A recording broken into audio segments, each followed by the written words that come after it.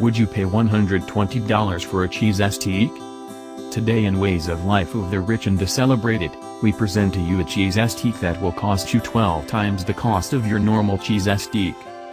The about 3-year-old story of Barclay Prime's Cheesesteak is being reiterated after the menu thing was highlighted on a current scene of CNBC's Mystery Lives of the Super Rich.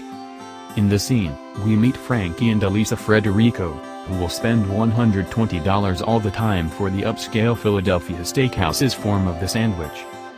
Barclay Prime's Cheesesteak, which accompanies in a large portion of a container of champagne, is made with a 5 wagyu ribeye steak, foie gras and a truffle cheddar star, which is all on a sesame bun.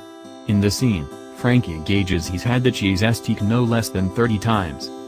Running with a low-end evaluate, that implies he has spent in any event $3,600 for Cheesesteaks. No more cash to purchase a Cheesesteak relatively each and every day of the year, expecting the Cheesesteak you are purchasing is around $10. Is it justified, despite all the trouble? The appropriate response is most likely relative. Frankie, a Rich's supervisor, and Alisa, a conspicuous mold planner, wouldn't be on a show about super rich individuals in the event that they weren't finding real success, so $120 for what's ordinarily a shoddy supper may be a small detail within a bigger landscape to them.